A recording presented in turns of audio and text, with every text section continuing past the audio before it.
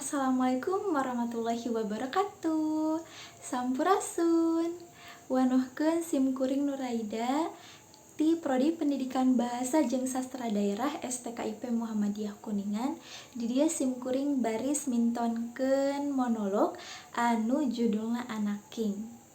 Wilujeng nyaksani.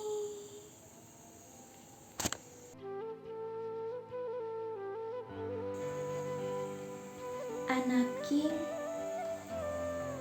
sanajan teu dipenta pasti ku ambu bakal dihampura. Sanajan teu disuhunkeun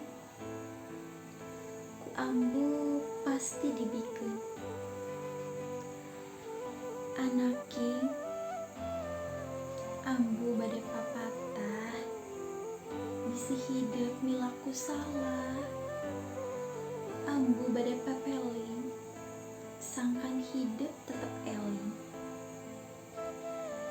Anak King hirup teh moal lila bakal loba pisan gogodana. Omat hidup ulah aral tawakal kanu kawasa. Anak King jeung dulur kudu alakur, jeung baraya kudu silih jaga,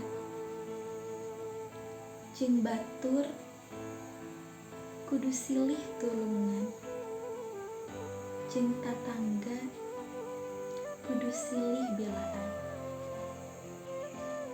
Anak King rak laksanakeun sholat ulah sok ditelat-telat, sabab eta bekal sakabeh umat. Eta teh keur jaga urang di akhirat. Anak King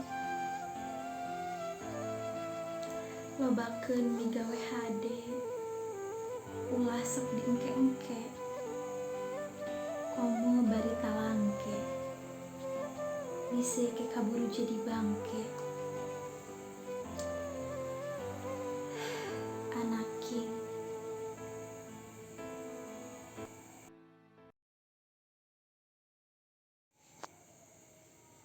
nah sakitu monolog anu tiasa kusimkuring dipintonkeun. Kirang langkungna nuhunkeun dihapunten. Wassalamualaikum warahmatullahi wabarakatuh.